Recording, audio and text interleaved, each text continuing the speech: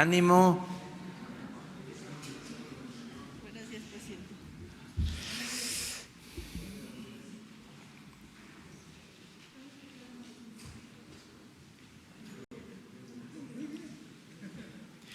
Bueno, vamos a tratar el tema de los aranceles a las estructuras de acero y al tomate, las medidas que está tomando el gobierno de Estados Unidos acerca de estos productos. Ayer hablábamos de que se trata de situaciones muy especiales que no tenían una relación estrecha con el tratado y con la decisión que habían tomado de establecer aranceles hace algún tiempo por la cuestión migratoria, que esto era de otro orden. Y en efecto, en la reunión de ayer que tuvieron el secretario de Relaciones Exteriores, la secretaria de Economía y nuestro representante en Estados Unidos para asuntos del tratado, se aclaró eso, se dejó de manifiesto que es de otra naturaleza el tema de estos aranceles al acero y al tomate que se produce en nuestro país. Pero ellos van a explicarlo bien. Como es un tema importantísimo para que se conozca y todos nos volvamos expertos, porque ese es el propósito, no considerar que los temas políticos o económicos son complejos y que solo los pueden tratar los especialistas, que la política es asunto de políticos y que la economía es asunto de economistas. La verdad que la política y la economía pues son asuntos de todos, de modo que vamos a que se conozcan estos temas aparentemente complejos, pero no tanto, y que todos aprendamos. Para eso también son estas conferencias, estos diálogos circulares. No somos todólogos o sabelotodos, sabelotodo. Siempre se aprende, siempre está uno conociendo nuevas cosas. Entonces, como vamos a destinar tiempo a esto, yo prefiero que abramos la ronda de preguntas y respuestas. Si les parece, terminamos lo de preguntas y respuestas. Deben haber algunos temas que quieran saber sobre nuestra opinión, y luego ya vamos a lo estructural, si les parece, ¿sí?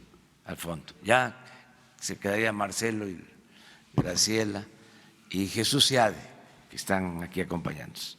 Entonces vamos a empezar con la ronda. Empezamos por acá, de izquierda. Pues como dice usted, presidente, pues los temas.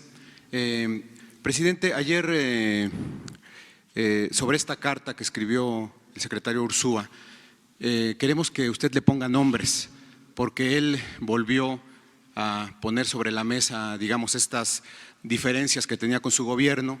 Usted ha hablado siempre de transparencia y de que hay que hacer la vida pública cada vez más pública, y queremos que usted le ponga nombres. ¿Quiénes son estas personas a las que se refiere Ursúa, que toman decisiones sin sustento, sin evidencia, sin el cuidado de los efectos, que hacen imposiciones de funcionarios, que son personajes influyentes que motivan imposiciones?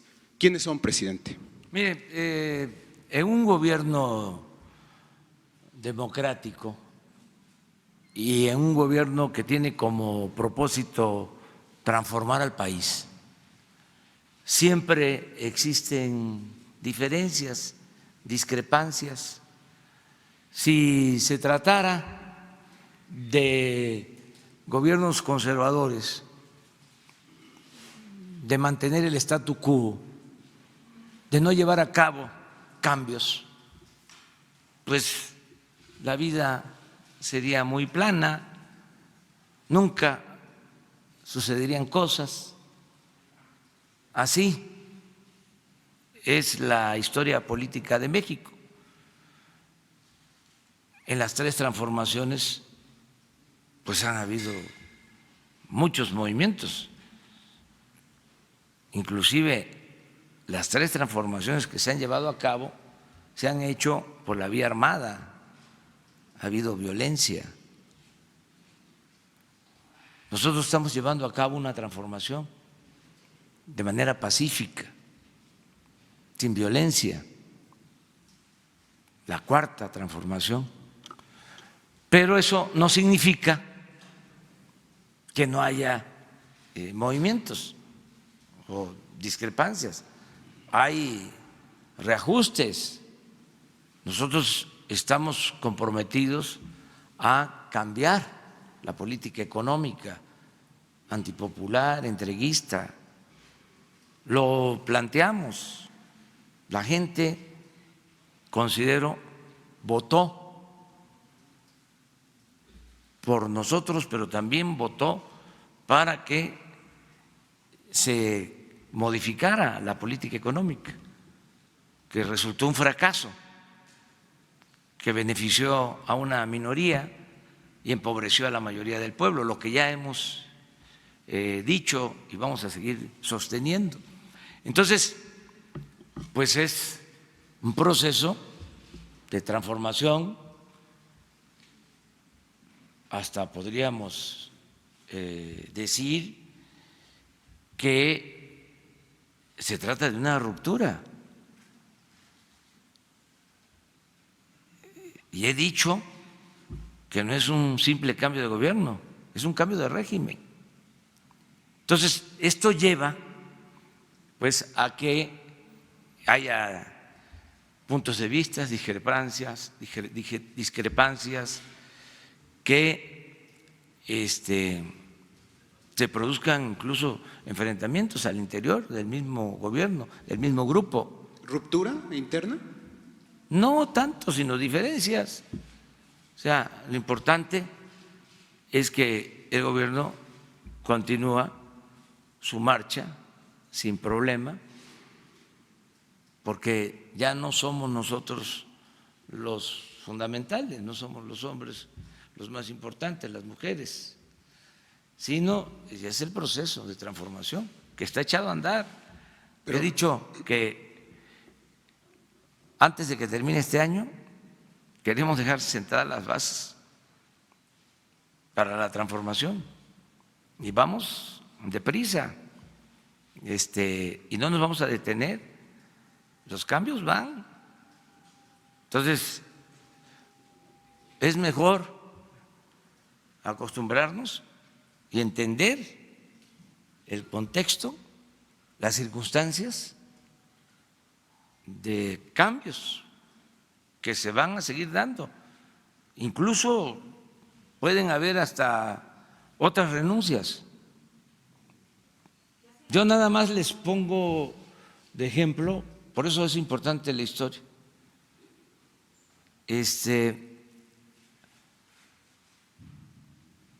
Guardadas todas las proporciones, son otros momentos, desde luego, el presidente Juárez, en los 14 años que gobernó, en circunstancias muy difíciles, porque tuvo que peregrinar por el país y defender la República, creo que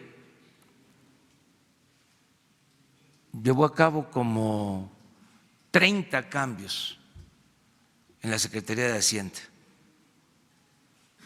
O sea, cambió 30 veces de secretario de Hacienda.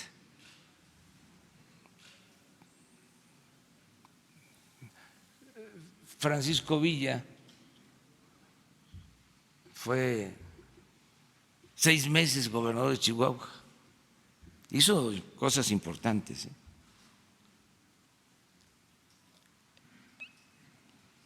En 6 meses. Uno de los mejores gobernadores que ha tenido Tabasco, el general Francisco J. Mújica. No era tabasqueño, era Michoacán, que es el revolucionario mexicano que más admiro. Estuvo creo que 10 meses de gobernador. Hizo una obra extraordinaria. Entonces, estamos en eso. Las diferencias conmigo, para no andarle echando la culpa a otros, diferencias conmigo y con otros miembros del equipo. Sí, porque él habla, y la pregunta concreta sería: ¿de qué personajes influyentes habla Ursúa que motivaron o que motivan estas imposiciones? Y dice él, con patente conflicto de intereses. Bueno, yo tuve diferencias con él, yo lo respeto mucho, pero estamos en un proceso de transformación, aquí no se oculta nada, no es que salió del gobierno por motivos de salud, no, es que él es un hombre con criterios, como nosotros. Tuvimos, entre otras discrepancias, lo del plan de desarrollo, que hubieron 2 versiones y la versión que quedó es la versión que yo autoricé, que incluso me tocó escribirla, porque había otra versión y sentí de que era continuismo. No, era una concepción todavía en la inercia neoliberal y había que marcar la diferencia. El plan de desarrollo que se presentó al Congreso tiene como antecedente el plan liberal de 1906 y el plan sexenal del general Cárdenas. Ahí ya no van a encontrar ustedes nada que tenga que ver con los términos propios de la política neoliberal. Ahí se habla de que los problemas de México tienen que ver con la corrupción, con la impunidad, se habla del saqueo a la nación, se habla de que no vamos a continuar con la política privatizadora, otras cosas. Entonces, en eso había diferencias. Lo otro, también discrepancias en el manejo de la banca de desarrollo.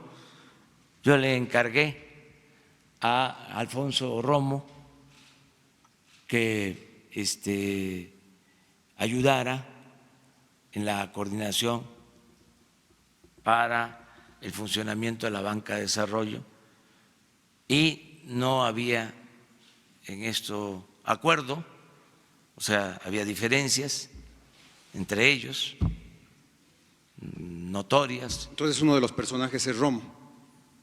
Sí, seguramente,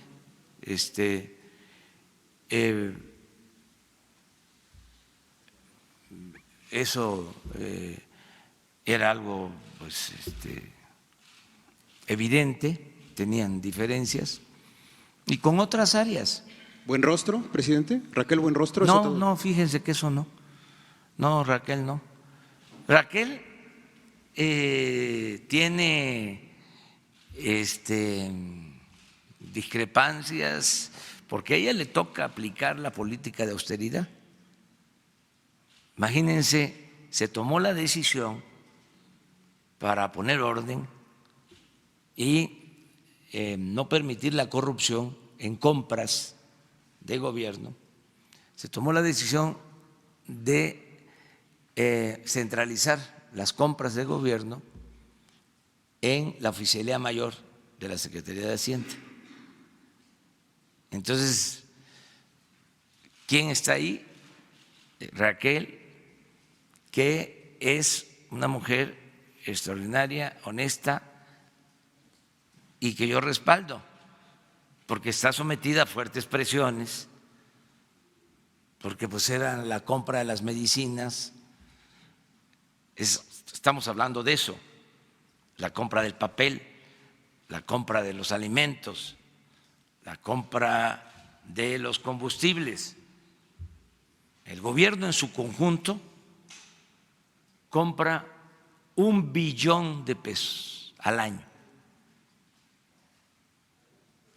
Entonces, di a conocer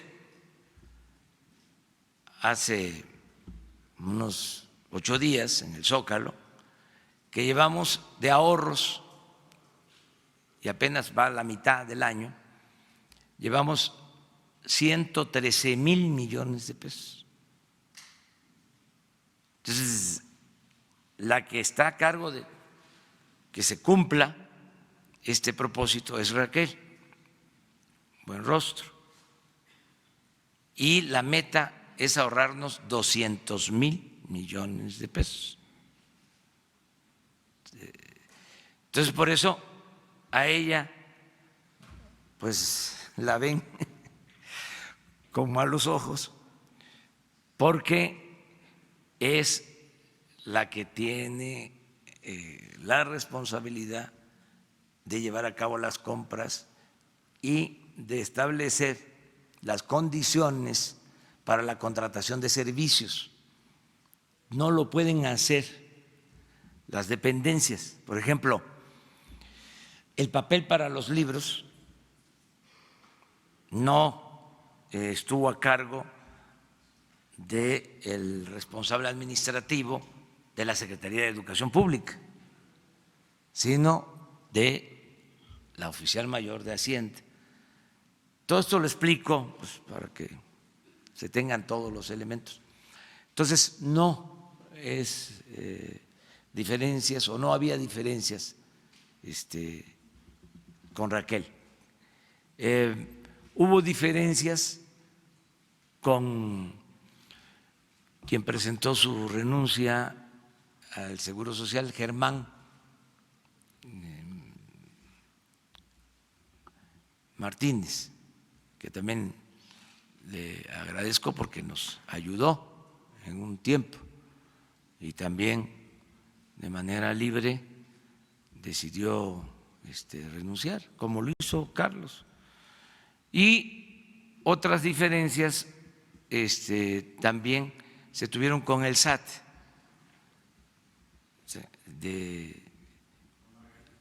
con la directora del SAT.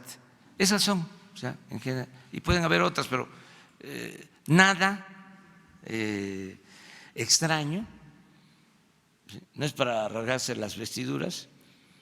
Esto es así porque los cambios van, no hay esa quietud, ese inmovilismo en donde no pasa nada porque hay continuidad, es más de lo mismo. nosotros estamos iniciando una etapa nueva después de 36 años de la política económica neoliberal. Y esto lleva a ajustes. Afortunadamente vamos bien, hay muy buenos servidores públicos en el gobierno. El relevo pues fue natural,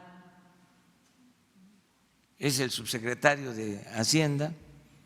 Esto ya se repitió en el gobierno de la ciudad, cuando fui jefe de gobierno.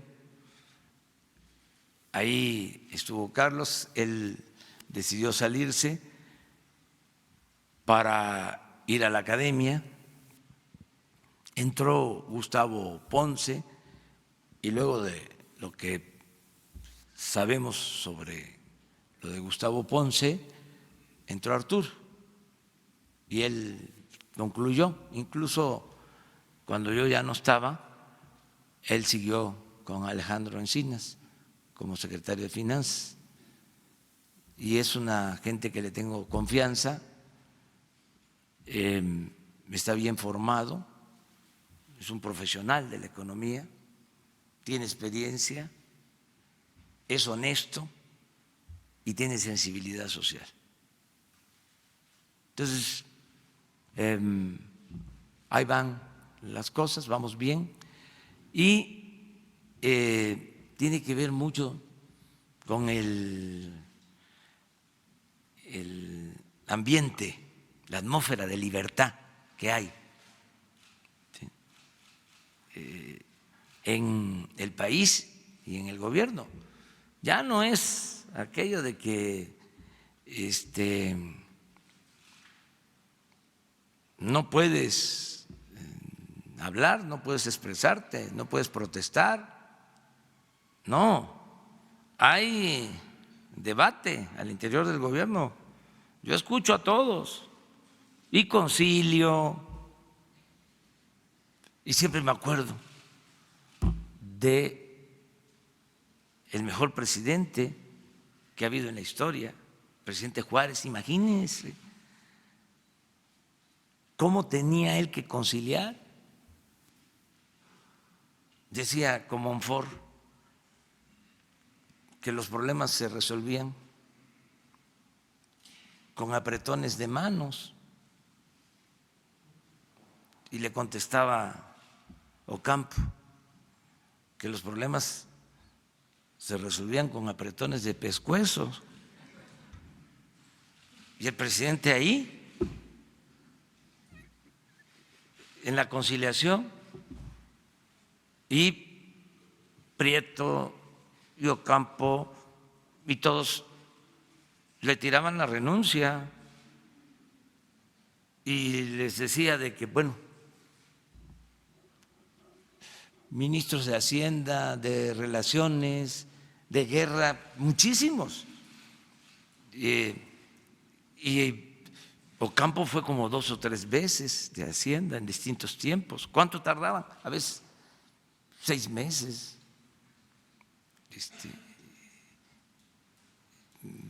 ¿Qué fue el gobierno de Carranza? ¿Cuántos secretarios de Hacienda?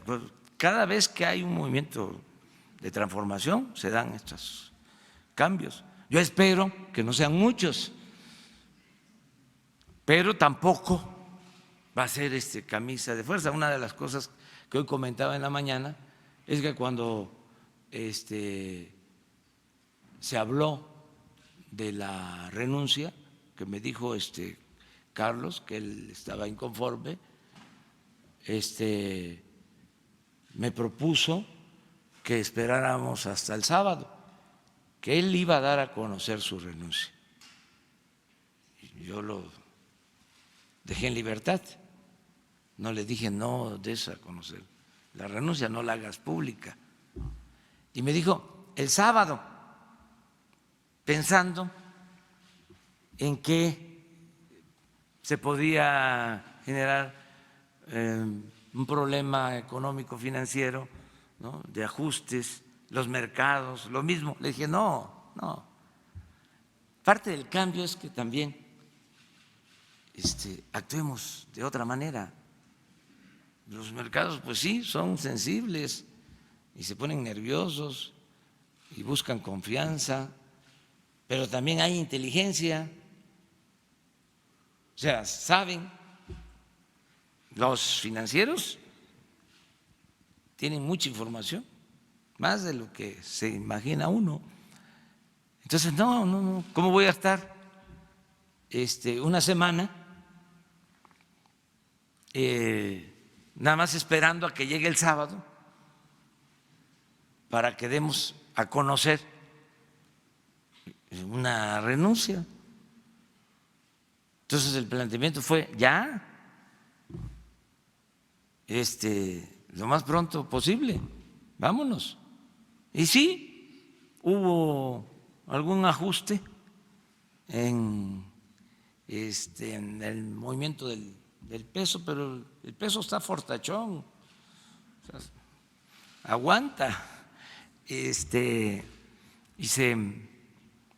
recuperó y se va a seguir recuperando, porque tenemos finanzas públicas sanas, porque tenemos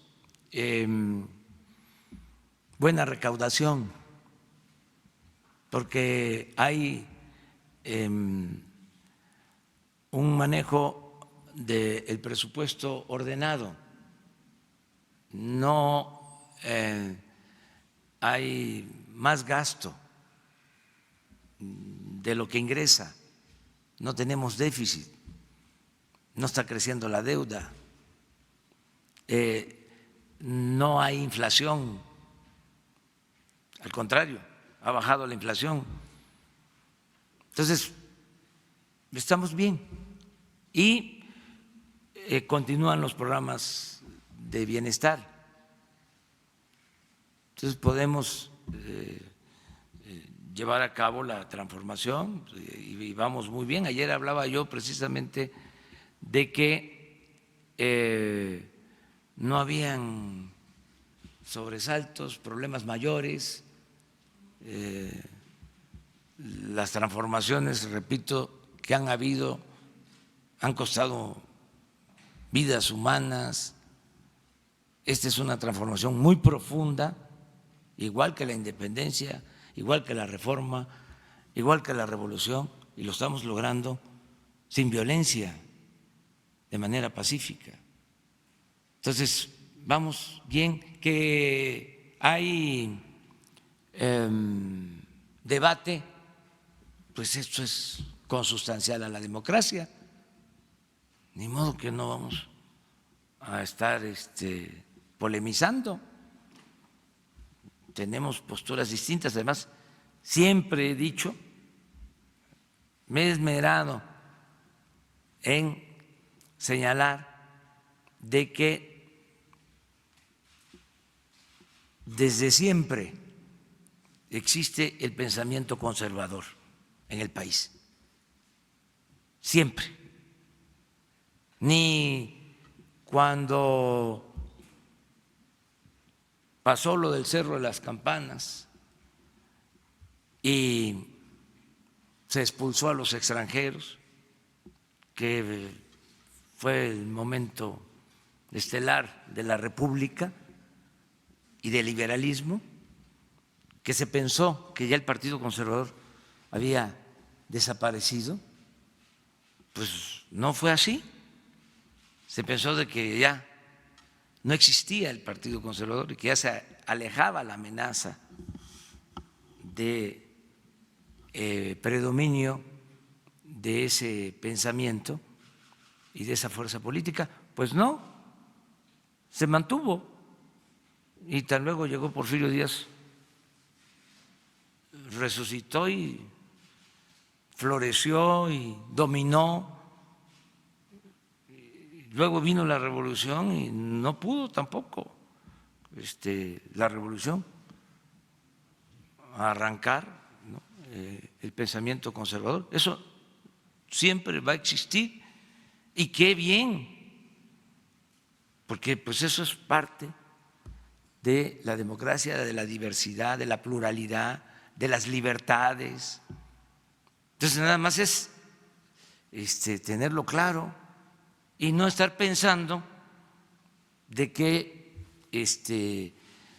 pues es la sociedad perfecta, que todos pensamos de la misma manera y que hay un pensamiento único. No, acostumbrarnos a que tiene que haber debate y tiene que haber discrepancias y nada más garantizar el derecho a disentir y garantizar las libertades que son sagradas y no enojarnos, irnos acostumbrando a que esto va a pasar.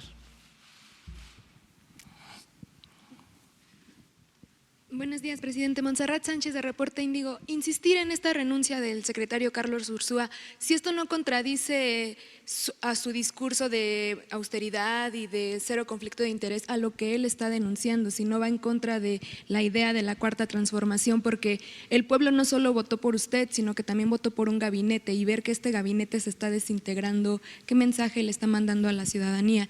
Y si puede asegurar que no va a haber desestabilización en los mercados ni fracturas en las finanzas públicas. Nada, eso pues es notorio, en el internet se informa sobre eso.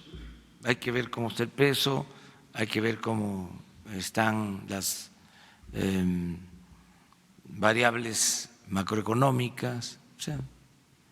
¿Y la renuncia no contradice su discurso al No, señalar no, conflicto para de nada, interés y para posible nada. nepotismo? No, al contrario, es reafirmar de que van los cambios hacia adelante, a pesar de las discrepancias o con la diversidad, con el derecho a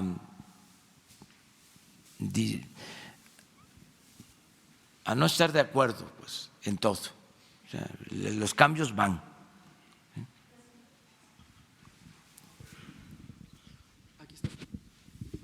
Buenos días, Alberto Rodríguez, de CP Noticias. Pero bueno, en esta carta sí se habla de un conflicto de interés, que hay un colaborador del gobierno en franco conflicto de interés y es una denuncia hecha por una persona que es de su confianza. En ese sentido, lo mínimo que se puede pensar es que existe corrupción de alguna persona dentro del gobierno y eso ya está denunciado en una carta que salió ayer. ¿No tendría usted, por congruencia, que investigarlo y en su caso castigar este conflicto de interés, que cuando menos es corrupción y a lo más podría ser Es que delitos? no hay, no existe. Entonces está desmintiendo usted a Carlos Ursúa. No, es que él tiene el derecho de expresarse y de manifestarse, pero no hay corrupción. Pero ese señalamiento, ¿no le merece a usted una investigación interna? No, no, porque no existe ninguna prueba, ningún hecho.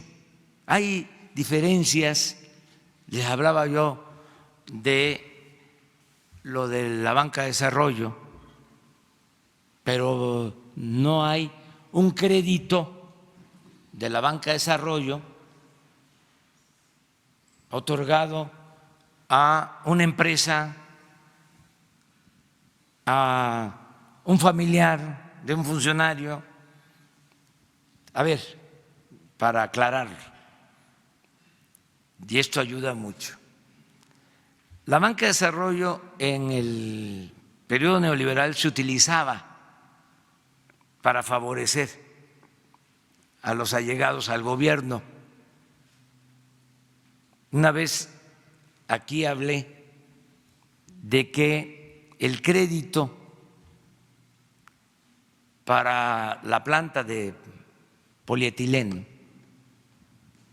en el gobierno de Calderón, porque si ya estamos metidos en estas honduras, vamos a hablar con claridad. El crédito a Odebrecht se lo dio la banca de desarrollo en el gobierno de Calderón. Bueno, el crédito para la compra de las plantas de fertilizantes que vendió el señor Ancira también fue un crédito de la banca de desarrollo en el gobierno pasado. Eso ya no sucede en este gobierno, ni sucederá.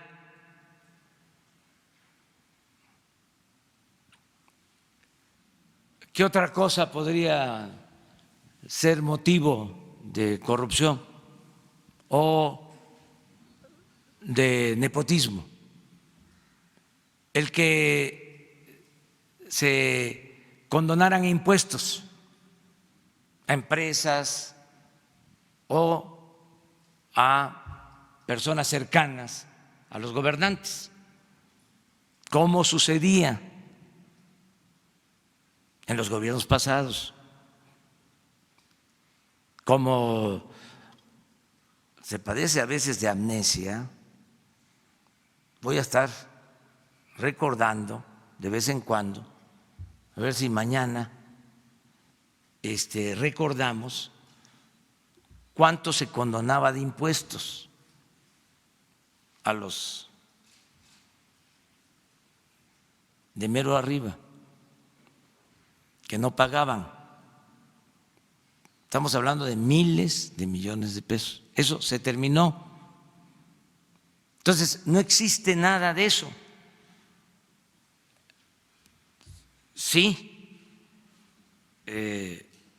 habían problemas en cuanto a la concepción sobre el manejo de la banca de desarrollo, incluso de los nombramientos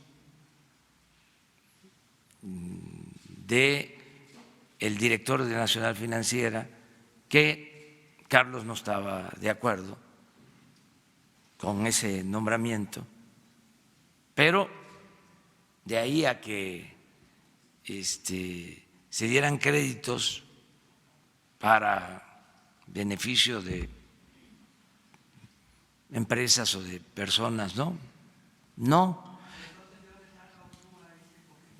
es que habían diferencias,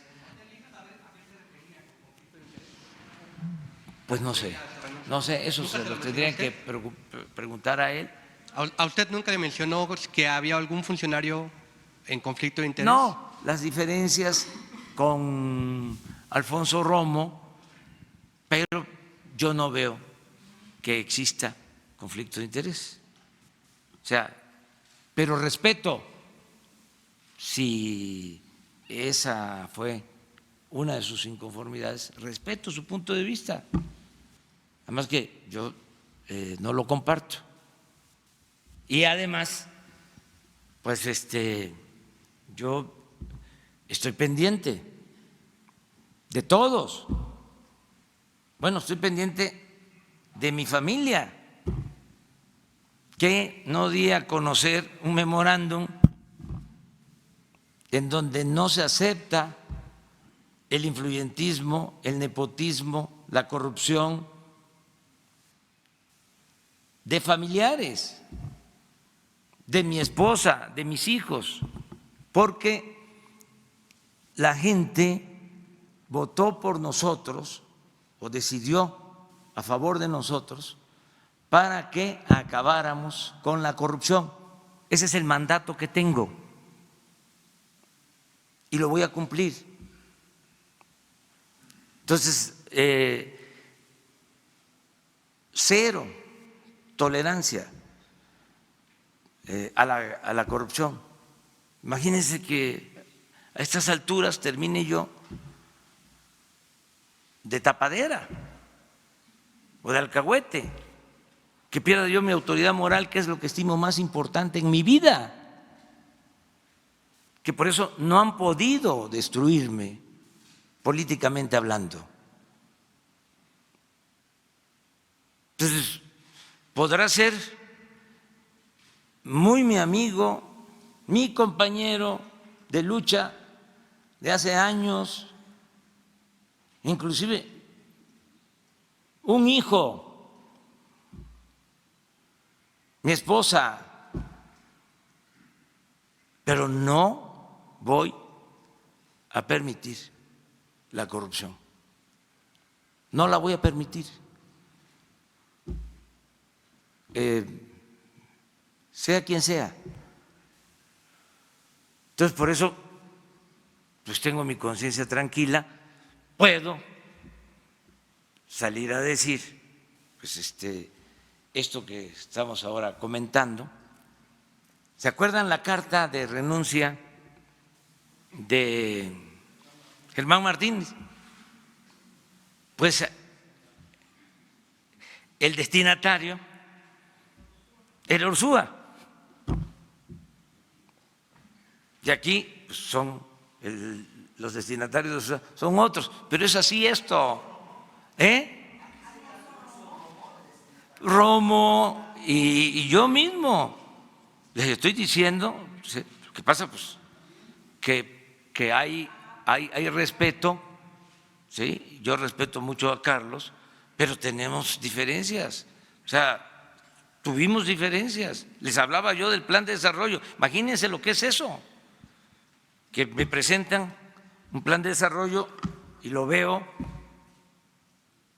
y desde mi punto de vista, o sea, no reflejaba el cambio. Era como si lo hubiese hecho Carstens o Meade, con todo respeto, pues se me fue. O sea, que es tan buena persona, la verdad, lo digo seriamente. Meade es una muy buena persona y también el Carstens. Pero tenemos concepciones distintas. O sea, nosotros siempre los cuestionamos, siempre estuvimos en contra de la política neoliberal. Son proyectos distintos y contrapuestos. Y no engañamos a nadie. Ustedes ven mis textos, ven mis libros, ahí está el cuestionamiento a la política neoliberal. Entonces, yo no puedo aceptar nada que signifique más de lo mismo. O sea, no puedo aceptar algo en lo que no creo, porque ni siquiera es un asunto técnico, es un asunto que tiene que ver con el juicio práctico. ¿Cómo voy yo a estar apostando a estas alturas, después del desastre de la política neoliberal, voy a seguir con lo mismo? Allá quienes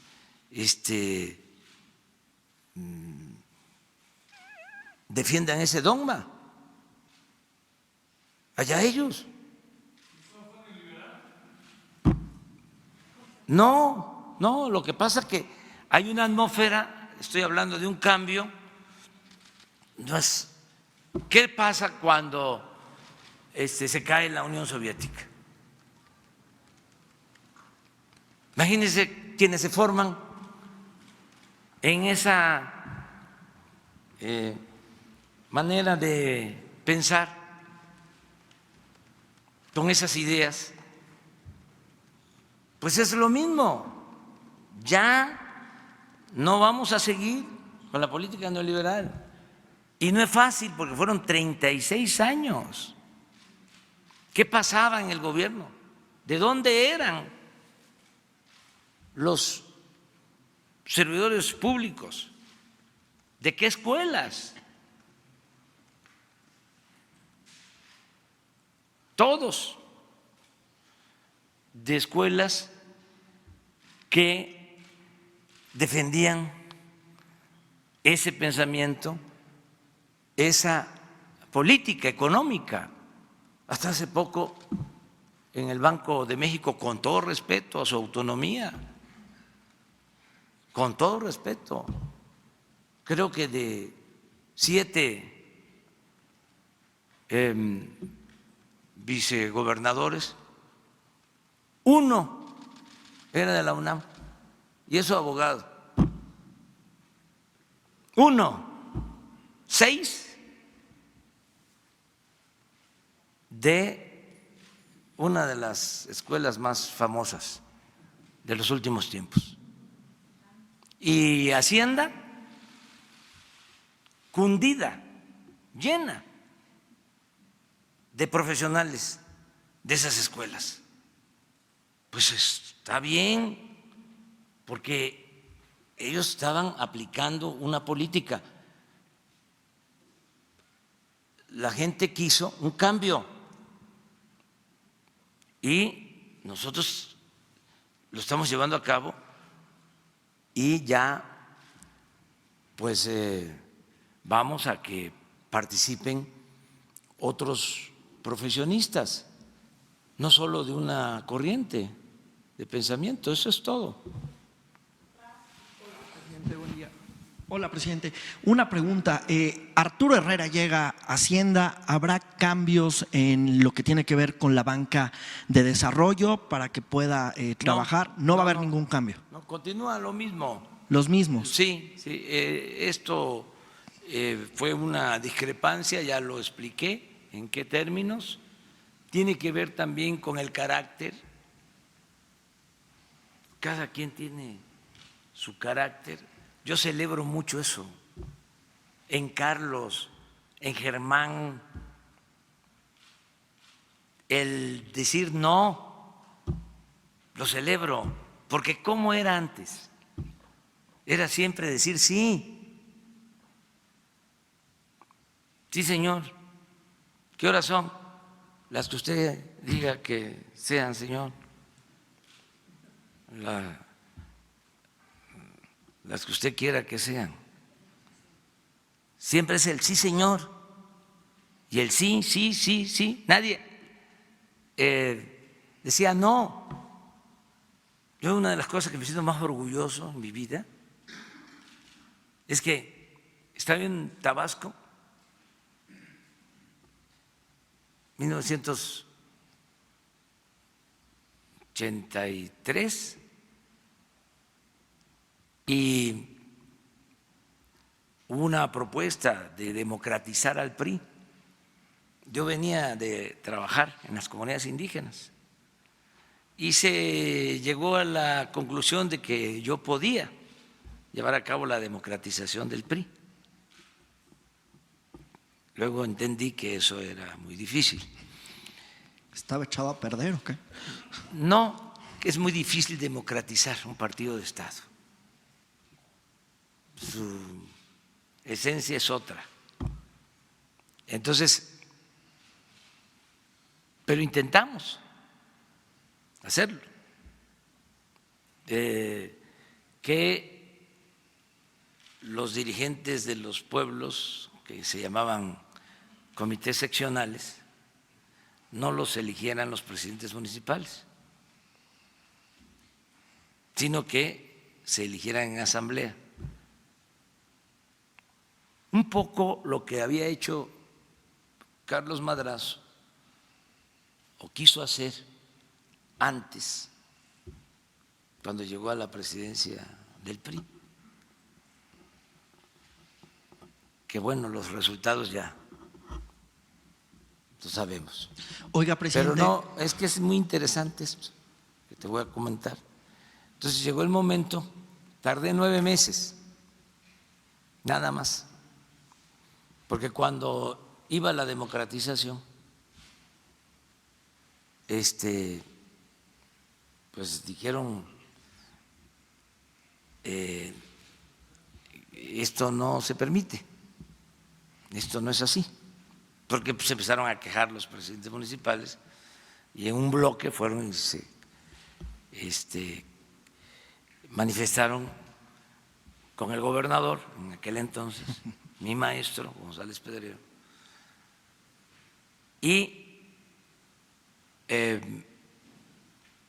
para evitar el problema me ofreció ser oficial mayor de gobierno del PRI a oficial mayor de gobierno en aquellos tiempos. Y no acepté. Me dieron el nombramiento. Yo creo que tardé como 6 horas y presenté mi renuncia pública.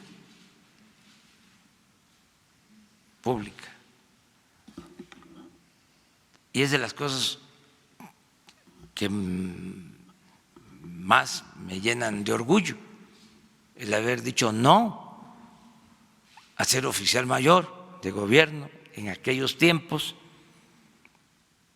y renunciar públicamente y salirme con mi esposa y con mi hijo pequeño en aquellos tiempos difíciles a la Ciudad de México por mantener principios, y hasta recuerdo lo que puse en la renuncia. Le agradezco mucho el que me distinga con este cargo, pero le presento mi renuncia con carácter irrevocable porque siento que me aleja de mi propósito fundamental, que es luchar por mis principios. Y lo hice público. Y fue una ruptura. Entonces, respeto mucho a la gente que hace eso. Es como al que le fabrica un delito, como me los han fabricado a mí, y lo meten en la cárcel. Estoy obligado a defenderlo porque me lo han hecho a mí y yo sé que eso es indebido. Esto que hicieron con los maestros de Oaxaca, acusarlos de lavado de dinero y demás, gente humilde, ¿sí?, que para someterlos utilizan la ley, utilizan los instrumentos que tiene el Estado para ese propósito. Entonces, en este caso yo respeto mucho la decisión que tomó Carlos, la respeto, no comparto su punto de vista, pero va a contar con mi respeto siempre. Oiga, Arturo Herrera le va a poder decir que no, incluyendo alguna de sus obras prioritarias. Hay que recordar que Arturo Herrera había dicho, pues la refinería de Dos Bocas hay que pensarla más, tardarnos un poco más. ¿Qué pasa cuando el titular de Hacienda le diga, no, presidente, no se puede? Lo convenzo. ¿Lo va a convencer? Sí, lo convenzo. Sí, fíjese que tengo manera de convencer. Tengo argumentos. ¿Le va a apretar el pescuezo o qué? No. Es fácil de convencer de que hace falta la refinería de Dos Bocas. No solo porque dependemos de la compra de gasolinas, sino porque tenemos que ser independientes para no estar a expensas de intereses hegemónicos.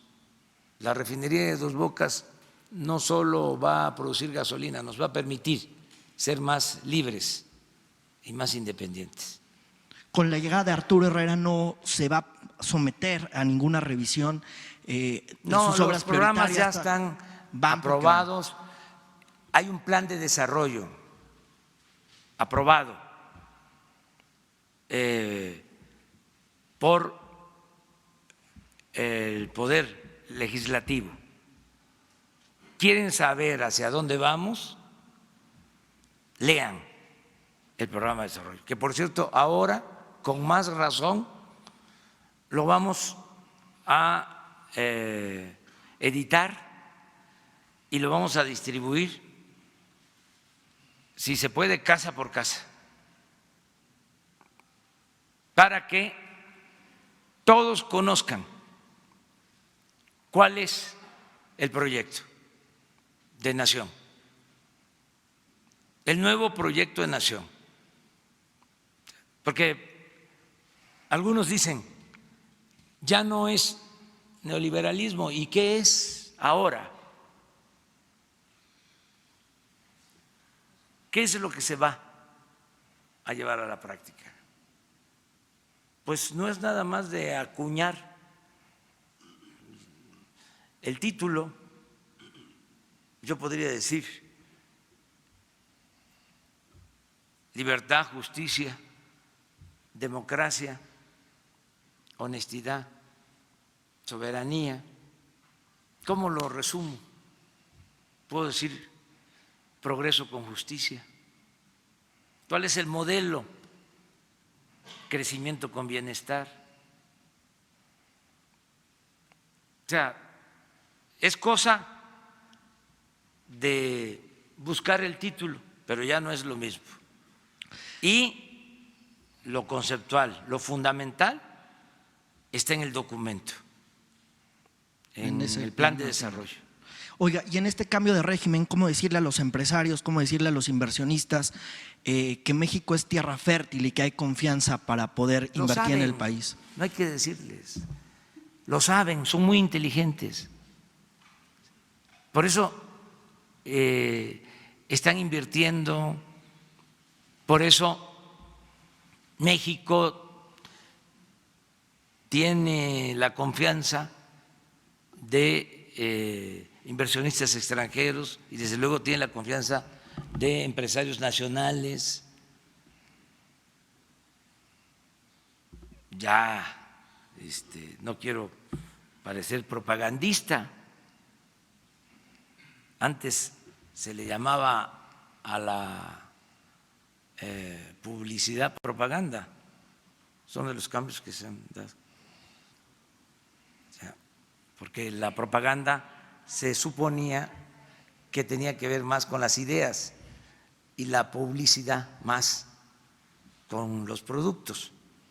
Bueno, propaganda o publicidad. No quiero repetir y repetir y repetir o ser retórico, mucho menos seguir la máxima, el consejo de Goebbels de que una mentira que se repite muchas veces se puede convertir en verdad, pero esto no es mentira, pero no debo de repetir tanto, no nos debemos de repetir tanto. Pero el peso, nuestra moneda, es la moneda que más se ha fortalecido en todo este año, en comparación con el dólar, en el mundo. Me gustaría que de repente se informara sobre esto. Ayer se dieron a conocer los índices de inflación. Aparecieron allá en la página 29 de la sección C de los periódicos. Muy poquito. En cambio, la rebelión de la Policía Federal, la crisis en el gabinete, la crisis en el gobierno, no, 8 columnas, comentarios, no los he visto, ya los tengo que ver porque es mi trabajo, pero deben de estar los periódicos llenos, las columnas. Hagan el ejercicio hoy, pongan en una mesa todos los periódicos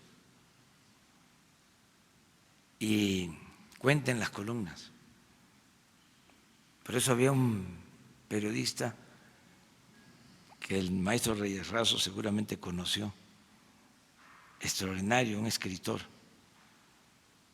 Rodolfo Fe Peña, que tenía una columna y se llamaba Contracolumna, por ese periodismo pues que se practicaba y que se sigue practicando. Pero no hay ninguna falta de información a inversionistas, están muy bien informados. Les explico pues que no tuvimos que esperar al sábado, ¿sí? No hubo necesidad del sabadazo. Sí saben lo que es el sabadazo, ¿no? O sea, es que uno da por entendido de que se saben estas cosas, pero como uno pertenece a generaciones pasadas, pues y a veces los jóvenes ya. El otro día publiqué una foto con Marcos, con el hijo Cárdenas, con doña Rosario, en Guadalupe, Tepeyac, de hace 25 años. Entonces, después me quedé pensando, hace 25 años, pues muchos jóvenes que están saliendo de las universidades, ¿no? Apenas estaban naciendo, o estaban por nacer. Entonces, a veces es importante, ¿no? Rescatar episodios, o sea, hay muchos jóvenes que pueden saber sobre lo que significó el gobierno de Salinas, si ya tiene tiempo, pero si no se sabe cómo se tomaron las decisiones políticas en ese entonces, no se va a entender lo que está pasando ahora. Entonces, cuando hablo de sabadazo es que antes ¿sí? Se utilizaba para llevar a cabo una represalia el fin de semana, que era días de descanso. Entonces, cuando menos se tenía que estar ahí la persona todo el fin de semana, si era la cárcel o era prisión, por eso viene lo del sabadazo, ¿sí? Es lo mismo como los mercados, el viernes a las 3 de la tarde cierran los mercados, pues si se da una noticia en la tarde del viernes o el sábado, da tiempo a que se estabilicen las cosas. Pero ahora no hace falta eso. No hay que actuar con imprudencia, pero ya no hay lo del sabadazo, es la transparencia. Ahora lo importante es decir la verdad y que haya transparencia y hacer la vida pública cada vez más pública. Gracias. ¿De acuerdo? ¿Ustedes tres? Gracias, buenos días a todos. Presidente, con base en todo lo que nos ha compartido esta mañana, me gustaría saber si el nuevo secretario de Hacienda va a poder nombrar o renombrar a todos sus colaboradores. ¿Tiene ese margen de maniobra si lo tiene Arturo Herrera y si lo tenía Carlos Ursúa? ¿Él nombró a todos sus colaboradores o por eso habla de las imposiciones y el influyentismo? Eso por un lado. Por el otro, usted habla de que pudiera haber más renuncias. Habla incluso, utilizó el concepto de revolución, ¿no? Poniendo en reseñas históricas todos los cambios que hicieron Benito Juárez, en fin, Francisco Villa, todo esto. ¿Hay más renuncias? ¿Vienen más renuncias? ¿Ya se las presentaron? No, no me han presentado ninguna más, pero pueden venir. Es que así es esto. Este es un gobierno de mujeres y de hombres libres. Entonces, de repente alguien dice, no estoy de acuerdo con el rumbo del gobierno. O me cansé.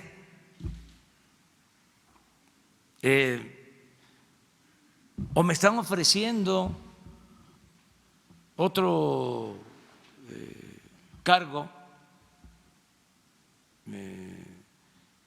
en la iniciativa privada, o sea, y pueden seguirse dando cambios.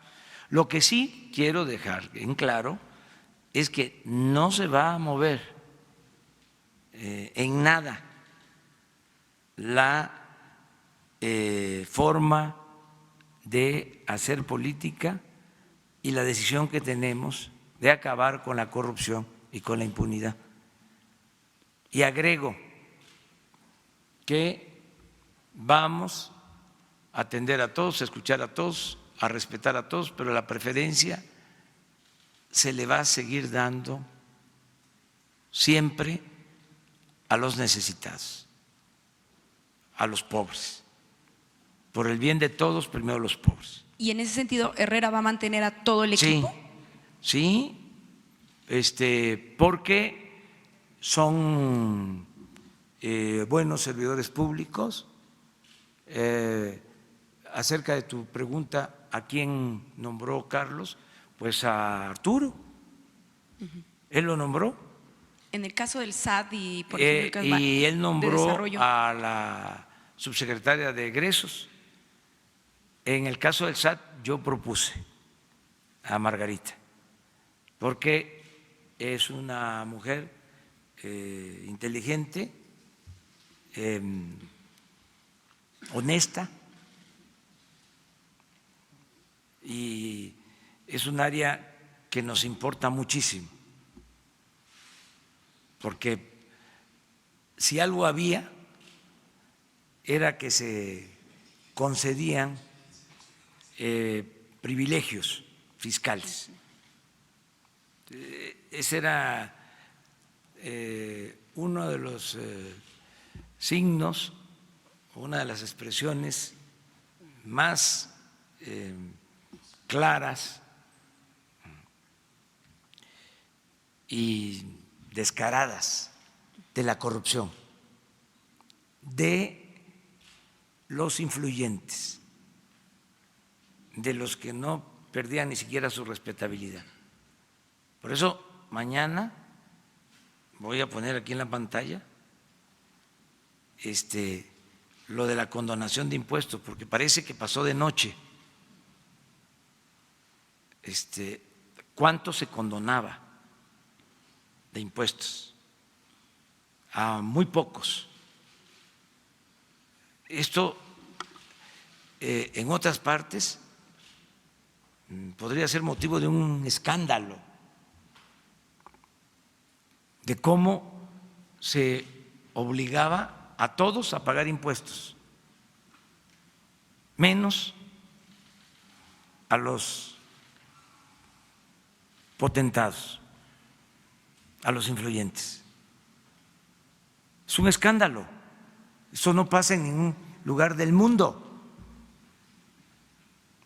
Entonces se terminó con esto y resulta que no se dio a conocer lo suficiente. Entonces por eso vamos a repetirlo. Y Arturo tiene toda la libertad, tiene toda mi confianza para hacer su trabajo. Es muy buen economista, estudioso, viene de una familia forjada en el esfuerzo, también progresista, su familia, su padre médico, fue secretario de Salud en el gobierno de Hidalgo, perdió la vida en una avioneta, en un traslado a Huejutla, a la Huasteca hidalguense, de lo más apartado. Su mamá una mujer con convicciones, sus hermanos, es egresado de la Metropolitana, que es una muy buena universidad, y tiene maestría en el Colegio de México y está en trámite su título de doctor en una universidad de Nueva York, trabajó en el Banco Mundial, antes fue secretario de Finanzas en el gobierno de la ciudad, en fin, es una gente muy preparada y le tengo toda la confianza. En el mismo tema y en otro, Germán Martínez evalúa a Ursúa, Ursúa lo evalúa a usted.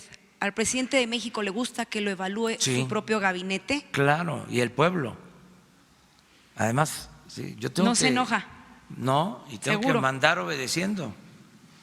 ¿Se vale que el gabinete Sí, evalúe al presidente? Sí, mire, pero si diario me están evaluando, o sea, a ver, ¿a quién critican más? ¿A quién han criticado más de los últimos tiempos como presidente? Pues la exposición. Pero esto es consustancial a la democracia. Además, imagínense, vengo de la oposición, ¿cuánto hemos resistido? ¿Cuántos ataques? Y decía un dirigente panameño, Omar Torrijos, al que se le debe el que los panameños recobraran el dominio del canal de Panamá. Omar Torrijos decía, el que se aflige, se afloja.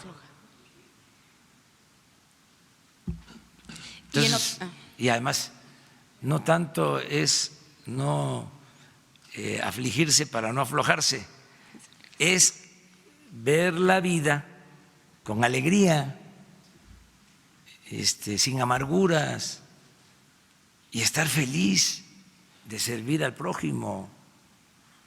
Es una dicha enorme el poder servir a los demás. Entonces, y no mentir, no robar, no traicionar al pueblo. Y con eso se duerme tranquilo, sin ningún problema de conciencia. Y en otro tema nada más, que también salió el día de ayer la detención del abogado Juan Collado. Entiendo que pues es una acción a iniciativa de la Fiscalía General de la República, pero ¿qué información tienen ustedes, sobre todo por la cuestión de el lavado de dinero? Si nos podría dar detalles por parte de lo que tiene la… Pues tengo la información que dio a conocer la Fiscalía General acerca de que se trata de un juicio, una denuncia que se presentó en Querétaro desde hace 2 o 3 años y que estaba detenida o se reactivó y llegó a la Fiscalía General y procedieron. Eso es lo que sé. Se trata de un asunto de fraude o algún delito de ese tipo. Y les recuerdo también que eso, como dicen los abogados, ya que andamos en este terreno, hay que andar leyendo el artículo. Les recuerdo que la Fiscalía es autónoma. Sí, por eso. Eso fue un cambio también que pasó de noche, pero es un cambio de fondo. Y además, era una demanda, incluso de los conservadores, Sí, por eso porque se lo preguntaba. querían tener un fiscal autónomo promovido por la llamada sociedad civil. Es decir, seguir con lo mismo, como cuando crearon lo de el Instituto de la Transparencia. O sea, en autonomías ficticias para seguir protegiendo a los grupos de intereses creados. Entonces nosotros decidimos dar autonomía, apenas llegamos, autonomía a la Fiscalía. Eso fue un cambio. Entonces yo me enteré ayer de este tema y recuerdo también, volviendo a la historia, hablaba yo de la democracia. Fíjense, José Vasconcelos explica en Ulises Criollo, que la diferencia entre Madero y Porfirio Díaz, y dice que Porfirio designaba por anticipado al que iba a ser diputado, al que iba a ser senador. Él hacía la lista y habían las llamadas palomas mensajeras que llevaban la lista a los hombres fuertes de los estados. Y ya salían, era un mero requisito, un trámite.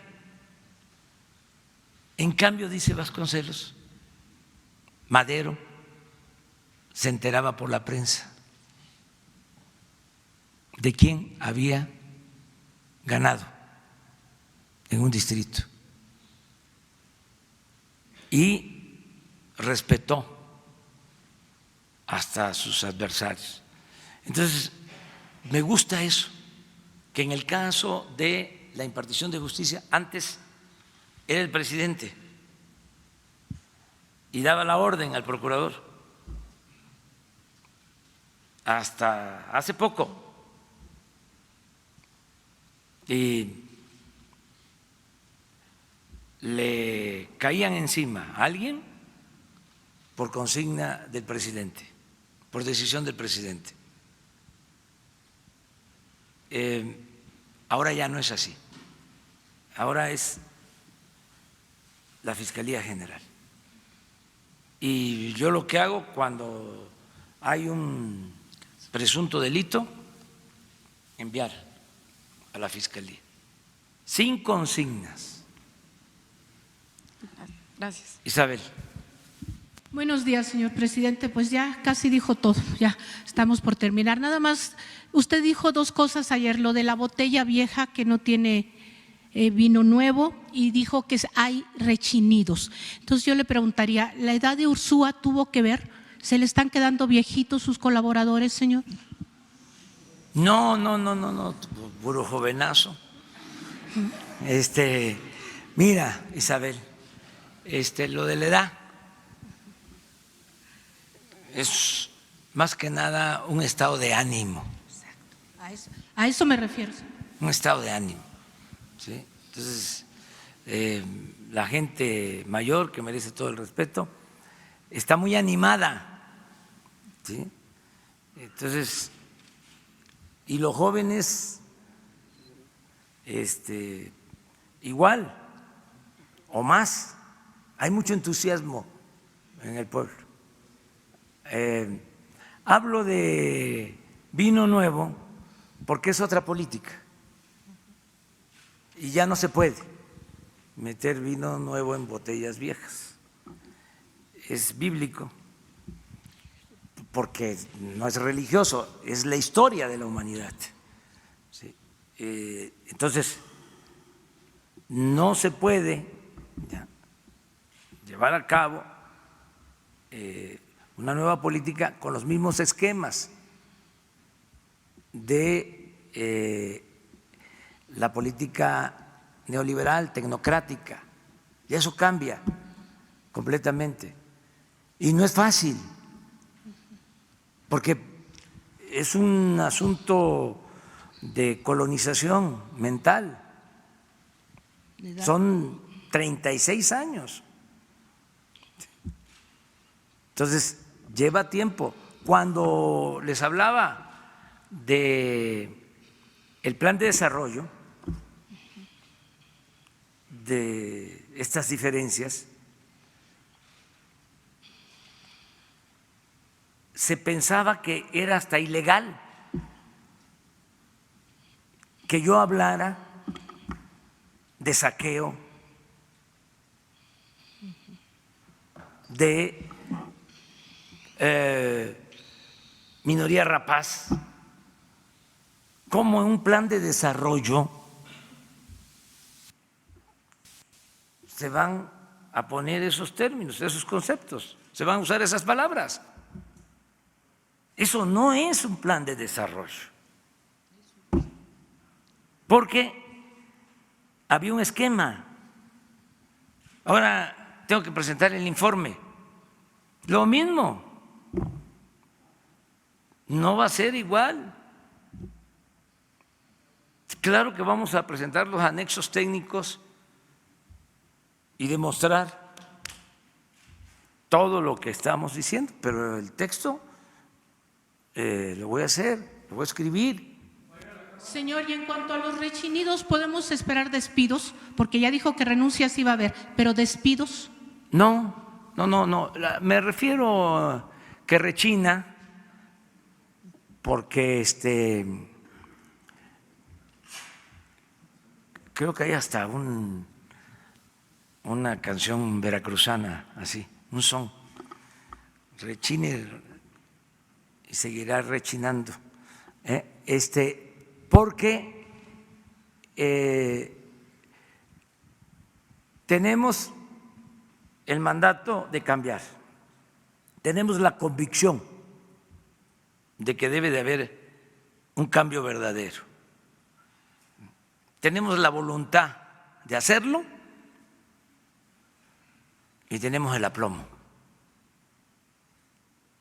para llevarlo a cabo, es decir, la firmeza. Entonces, aunque rechine, eso es todo, eso es una expresión. O sea, pueden haber discrepancias, cuestionamientos, críticas, pero la cuarta va y vamos bien, vamos muy bien. Ya le estamos quitando mucho tiempo. Miren, por respeto a los secretarios, no, Marcelo ha hecho un trabajo extraordinario de primera como secretario de Relaciones Exteriores. Estoy, pues, no,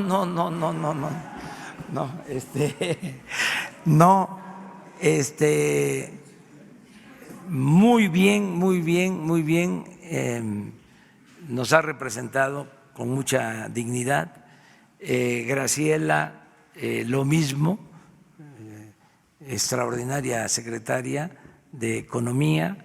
Jesús Seade es un experto en esta materia. No hay en otro gobierno del mundo, quizá, para no ser tan tajante, un servidor público con tanta experiencia en negociaciones económicas y comerciales como Jesús.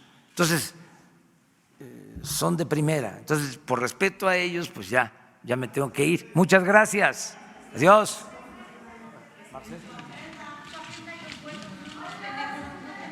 ¿Viene el grupo de los 10, presidente? Mañana nos vamos. No los tenemos. Hoy.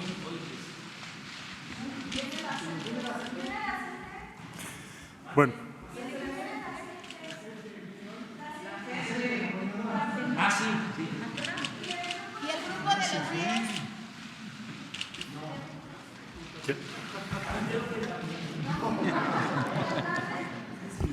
Bueno, buenos días a todas, a todos.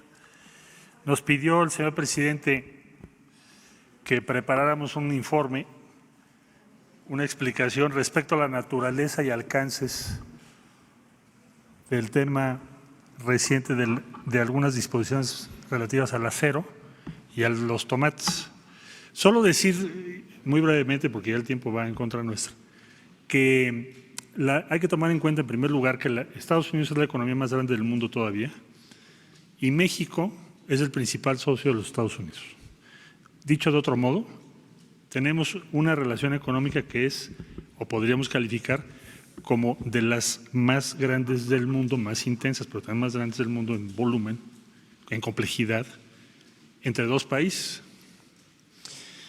Y por lo tanto no es de extrañar que haya diferendos comerciales y económicos permanentemente. Es más, podría decir que los diferendos que tenemos con Estados Unidos, si bien son relevantes, por supuesto, califican a la relación como una relación muy buena en términos comerciales si ustedes lo comparan con los diferendos o procedimientos antidumping en Europa o en otras regiones del mundo.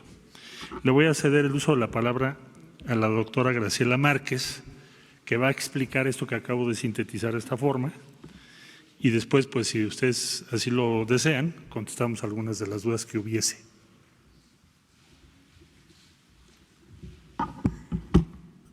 Muy buenos días a todos. Sé que seguramente tienen agendas ya complicadas porque son 8:27 de la mañana. Trataré de ser sintética, aun cuando la intención del presidente al invitarnos esta mañana a dialogar con ustedes era precisamente aclarar algunos puntos que consideramos importantes por razones que señalaré a continuación y que tienen que ver con los aranceles. Y tienen que ver con lo que ha pasado ciertamente desde la llegada del presidente Trump a la presidencia de los Estados Unidos, con un viraje hacia una política más proteccionista. Y nosotros en este año en particular, pues nos hemos vuelto muy sensibles al tema, pues porque ha estado recurrentemente el asunto, o estuvo recurrentemente el asunto de los aranceles al acero y al aluminio, que todos llegamos a conocer de mejor manera como la 232, ¿no? La 232 que es una medida, de hecho está en vigor esa medida, pero que tanto México como Canadá alcanzaron ser excluidos de esos aranceles a los productos de acero y aluminio. Esa es por una parte. Y la otra es la amenaza que apareció el 30 de mayo, cuando el presidente Trump también anunció su intención de poner un arancel progresivo, es decir, empezaría con 5%, iría avanzando a 10% hasta llegar a un límite máximo de 25% a todas las exportaciones mexicanas hacia los Estados Unidos. Entonces, esto nos ha hecho estar muy sensibles al tema de aranceles, ¿no? Y además, pues, en alguna forma, para suerte de todos nosotros, se ha incorporado en el lenguaje cotidiano, pues, el arancel, la disputa, y creo que por eso vale la pena hoy detenernos en lo que se anunció el lunes pasado. El lunes pasado el Departamento de Comercio anunció que iniciaría un procedimiento o continuaría con un procedimiento en curso. Y esto en referencia a lo que dice el canciller.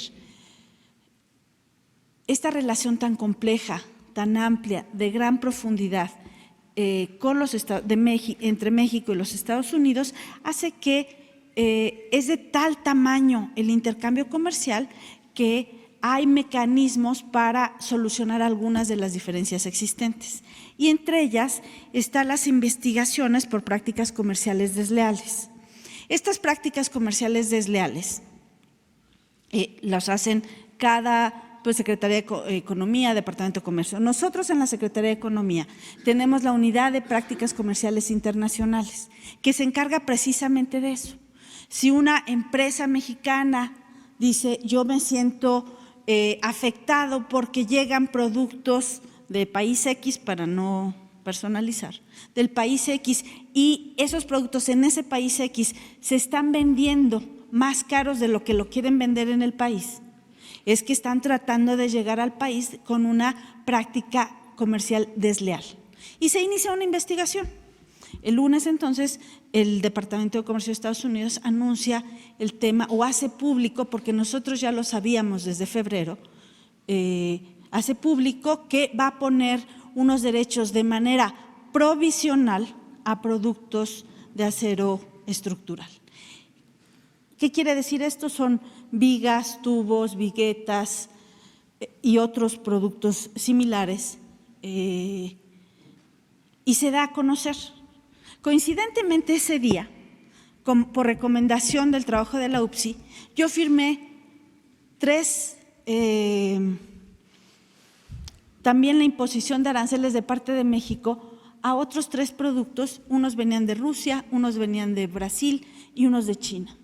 Eso no significa que estamos en guerra comercial ni con Rusia, ni con Brasil, ni con China, sino que las investigaciones de la Unidad de Prácticas Comerciales determinó que había daño y que teníamos que imponer unos aranceles para compensar eso que era una práctica desleal. Es lo mismo que está ocurriendo en este caso. En febrero se anunció el inicio de investigación. En este caso no es por vender más barato, sino por subvenciones, o nosotros lo conocemos mejor como subsidios.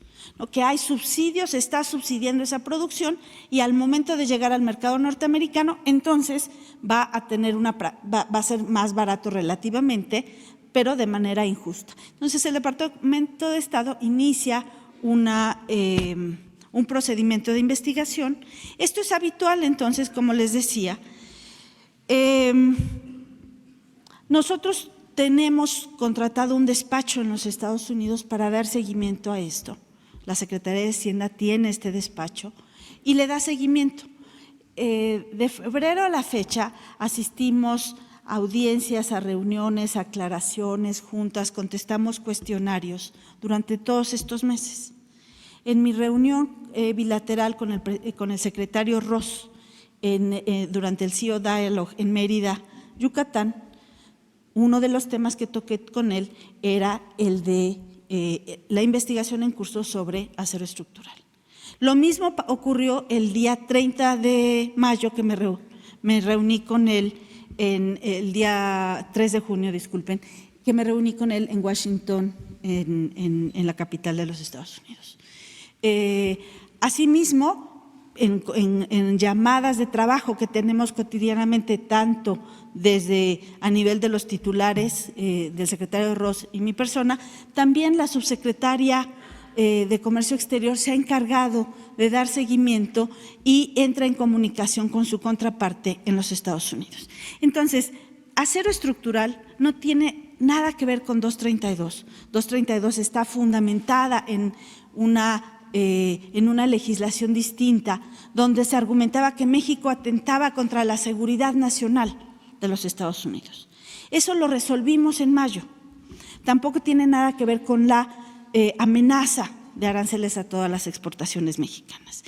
E insisto, los aranceles son de manera preliminar porque no ha terminado la investigación. Las empresas que están sujetas a esta investigación tendrán que dar más información, tendrán que ver si efectivamente lo que los Estados Unidos está considerando un subsidio inapropiado, eso no es, y hay una ruta para ello. El 19 de noviembre, entonces, el Departamento de Comercio debe decir si hay o no este tipo de subvenciones. 19 de noviembre de este año. Pero ahí no termina la historia. El Departamento de Comercio dice, sí, hay unas subvenciones que el gobierno o los gobiernos otorgan a estas empresas y logran reducir sus costos. Ahí entra otra instancia que es la Comisión de Comercio Internacional, conocida como la ITC por sus siglas en inglés, y la ITC tiene 45 días para demostrar que los subsidios que ya aprobó, en el caso que lo aprobara el Departamento de Comercio, producen un daño a los productores en Estados Unidos. Esos 45 días se van a cumplir el 2 de enero del 2020.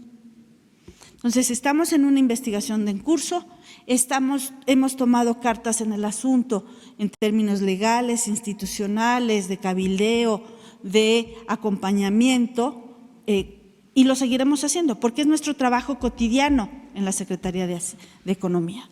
Es nuestro trabajo cotidiano al punto que ayer por la noche, al estar preparando esta presentación, llegó otro inicio de investigación. Ahora se trata de los techos de PET, los techos láminas de PET. Bueno, ¿qué vamos a hacer? Vamos a iniciar todo el procedimiento. Y mañana, pasado mañana, la siguiente semana, en agosto, va a llegar otro y otro, y es parte de esta intensa, compleja relación entre los dos países. Entonces, tengan la seguridad que la Secretaría de Economía tiene la información, alguna de esta información es confidencial.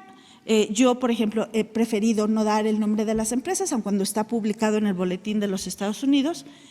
Una de las empresas hoy tiene un desplegado, la Canacero ya ayer sacó un boletín, pero nosotros estamos al tanto desde febrero, cuando iniciamos nuestras gestiones con nuestro despacho.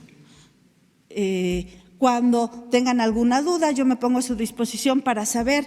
La Unidad de Prácticas Comerciales Internacionales, la subsecretaria de la Mora, y prácticamente es tan importante esto que nuestras reuniones de gabinete dentro de la Secretaría es un tema que lleva el maestro Víctor, ya se me olvidó el apellido de Víctor, que es un gran colaborador nuestro, y Víctor Aguilar, y cotidianamente nos informa. Y cotidianamente nosotros imponemos aranceles también, a textiles, a productos de acero, es el cotidiano. Entonces, esa es una aclaración que creo que el presidente hizo muy bien en pedirnos para que distingamos, porque esto va a seguir pasando y que logremos distinguir de cuándo es un asunto originado en la relación comercial per se y cuando tiene otras motivaciones más de corte proteccionista, más ligadas a un ciclo político en Estados Unidos que recién inicia, arrancó el presidente Trump su campaña. Y eso me permite, y voy a tratar ya de ser más sintética en el siguiente, me va a permitir pasar al tema de los tomates, ¿no? Ahí nos tenemos que remontar, no a febrero de este año, nos tenemos que remontar a abril de 1996.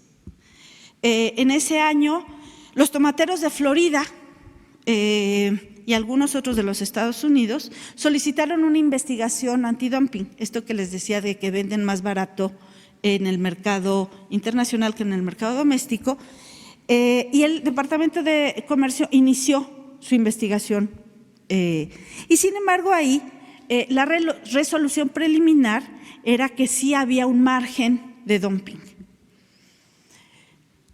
Pero lejos de avanzar, lo que lograron los tomateros en 1996, cuando había un presidente demócrata, el presidente Clinton, cuando se acababa de firmar el Tratado de Libre Comercio y había unos aires más hacia el libre comercio, se logró alcanzar un acuerdo que se llama un acuerdo de suspensión. ¿De suspensión de qué? De la investigación. La investigación no había concluido. Entonces, lo que logran los tomateros es un acuerdo de suspensión de la investigación. Ese acuerdo de suspensión de la investigación, logran las organizaciones de productores mexicanos volver a alcanzar la suspensión en el 2002, en el 2008 y en el 2013. ¿Sí? Entonces, por eso hemos venido desde el 96 a la fecha. Y en el 2017 inician de nuevo la negociación. Pero ahí había cambiado el contexto político y en el 2017 inician de nuevo la intención de volver a tener la suspensión del acuerdo de investigación del 96. En el 2018 presentan propuestas de ver si llegan al acuerdo o no, pero finalmente en febrero de este año el Departamento de Comercio dice no, voy a continuar con la investigación, aquella suspendida en el 96, y en el 7 de mayo entra un arancel de nuevo provisional del 17.5% a las exportaciones. La demanda del 96 era de Florida. Hoy sigue siendo eso lo que recuperan. Sin embargo, hoy el ambiente político cambia. Hoy Florida es un estado clave para las elecciones, sobre todo las presidenciales, y hay un fuerte cabildeo y hay grupos interesados en pues satisfacer a los votantes de ese estado. Y este es un buen terreno para favorecer, mover alguno. Entonces, se reactiva esta negociación. Nosotros hemos acompañado a los tomateros. En marzo hicimos una conferencia cuando se anunció finalmente el reinicio de la negociación. El subsecretario Seade acompañado, ha estado muy de cerca con los tomateros, ha estado interactuando con las autoridades comerciales de los Estados Unidos,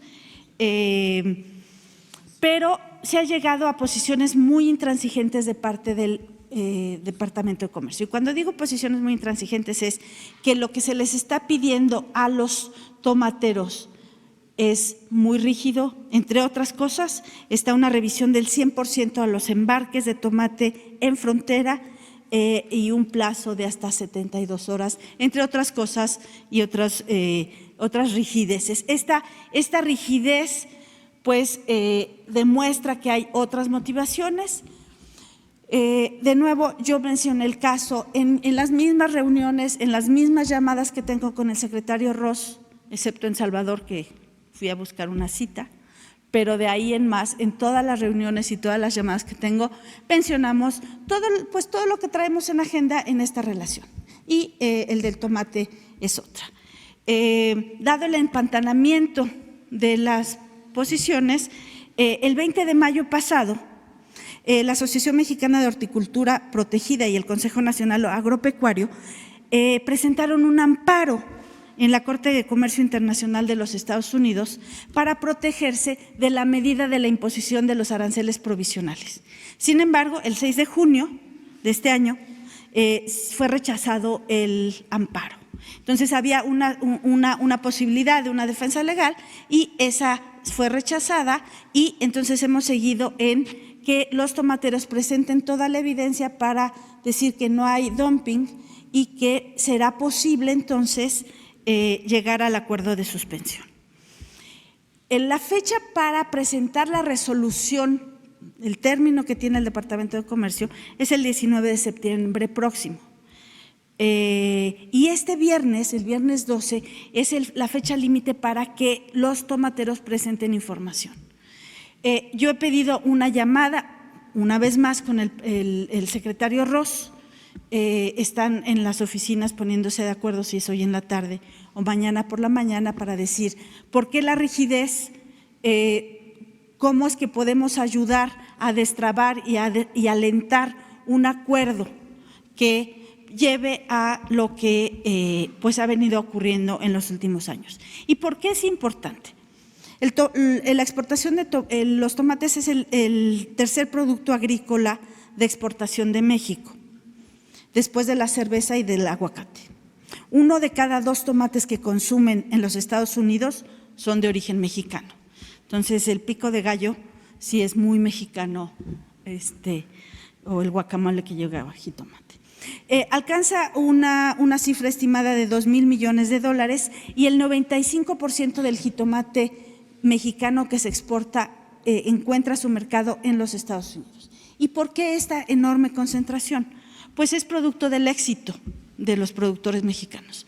¿Por qué es producto de este éxito? Porque lograron abastecer ese mercado con todas las variedades que ese mercado demandaba. Redondo, grande, rojito, perfecto para la hamburguesa, pequeñito, cherry para la ensalada, saladet, de todas las variedades en vaina, fuera de la vaina, con semilla, sin semilla, rojo, rosa, colorado, verde. Y entonces se fue especializando muchas de las áreas de producción en el país. Realmente es un producto de exportación, nos importa mucho, no solamente en términos del esfuerzo productivo que se hizo para la diversificación dentro de la misma producción, sino también porque da empleo. directo a más de 400,000 trabajadores agrícolas en 17 entidades federativas y tiene unos empleos indirectos que alcanzan el 1,000,000 de personas. Entonces sí importa, y por eso también no solamente estamos siguiendo la estrategia externa, ¿no?, la de la negociación, las llamadas con Ross, el seguimiento de la Secretaría, sino también la parte interna. Esta semana nos vamos a reunir a instancias del canciller, conciliamos una reunión con el secretario Villalobos, de manera que es qué podemos hacer internamente con nuestros productores. Nuestros productores que están siendo acompañados en la negociación internacional, pero también los estamos acompañando internamente. De nuevo, esto lo hacemos con los tomateros y con todos los productores del país. Pero como ven, son dos procesos distintos unos de otros, y estos dos procesos a su vez son muy distintos de 232 y la amenaza de aranceles. Perdón por haberme tomado más tiempo, pero sí creemos que era importante estas aclaraciones, estamos a sus órdenes, tenemos una presentación que después podríamos compartir. Muchas gracias y buen día a todos.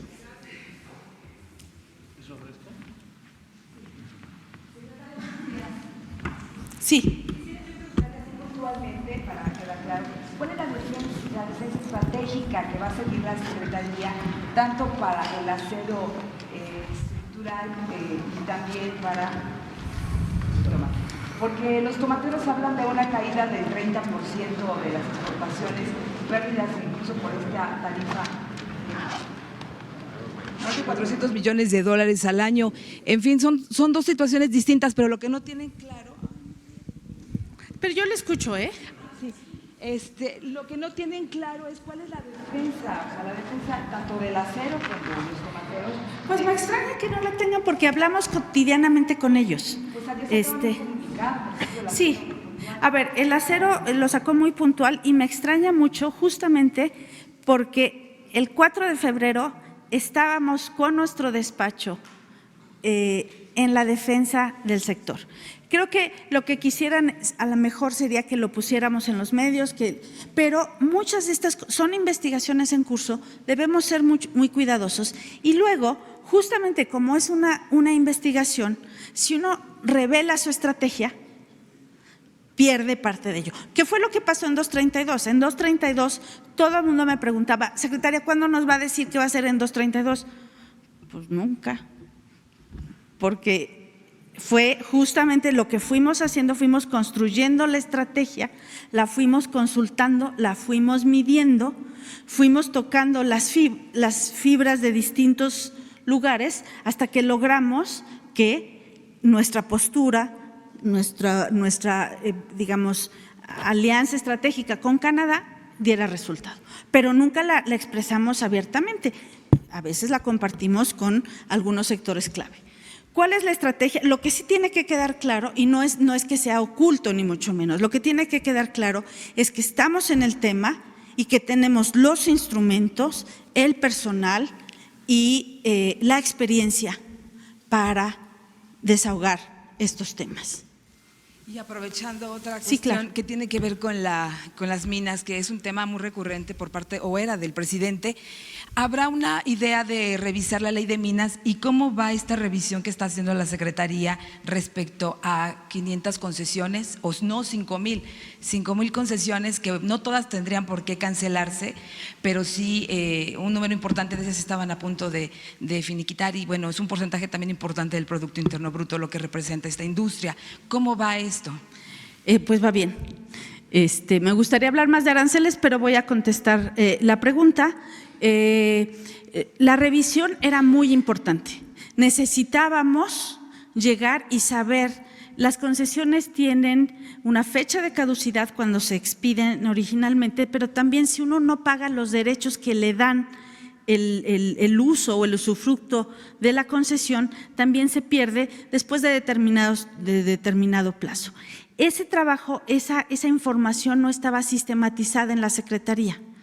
En junio pasado alcanzamos la sistematización, ya no tenemos rezago en la sistematización y podemos hoy tener datos más certeros para el diseño de política pública. Estamos preparando un documento para el presidente justamente para tener ya con datos precisos, con la información, con la base de datos precisos de qué concesiones vencieron por falta de pagos de derechos, cuáles tienen conflicto de estar en colindancias.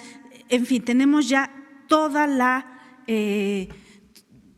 dirían los economistas, toda la estadística descriptiva del tema. Entonces, estamos ahí y ya muy pronto vamos a poder presentarle el informe al presidente. Muchas gracias.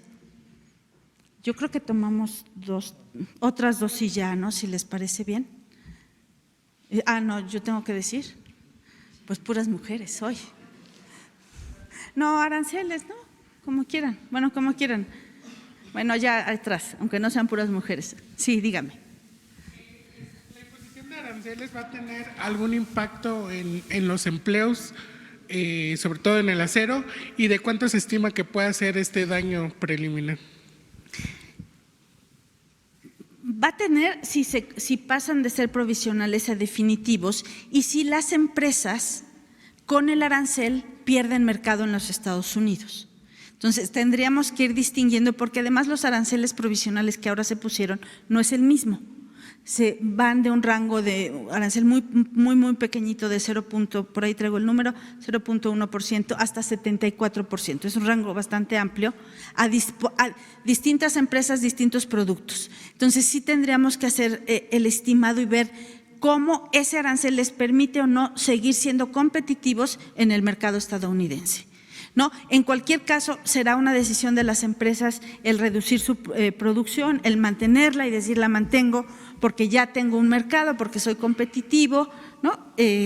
O porque me va a permitir vender más en México. No solamente el mercado exterior es el único y no solo el de Estados Unidos es el único mercado. Sí, dígame. Del propio proceso que nos ha explicado.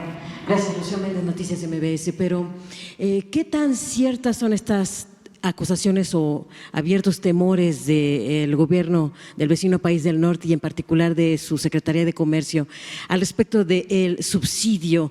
¿Es de carácter estatal, municipal, federal? ¿De qué estamos hablando en este terreno, secretaria? Estamos hablando de algunas prácticas que nosotros justamente, parte de nuestro trabajo en el caso de aceros estructurales, es desvirtuar los programas es desvirtuar cómo se califica a los programas de apoyo. Por ejemplo, están cuestionados el IMEX, ¿no? Que es este programa ya de larga data en la Secretaría, está cuestionada la depreciación acelerada, ¿no? Entonces, nosotros lo que necesitamos hacer es decir, no, ¿por qué esto no es violatorio? Entonces, nosotros presentamos el estudio y hacemos por qué no es violatorio. Nosotros presentamos los argumentos serán tomados en cuenta y podrán respondernos y ahí estaremos en ida y vuelta.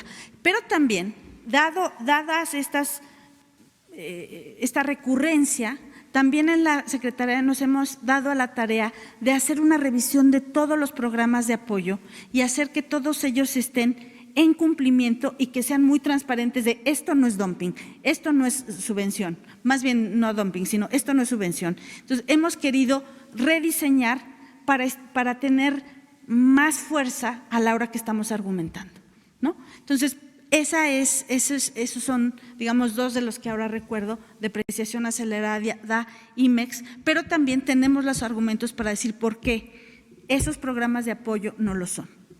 Pero podría salir un programa de apoyo estatal.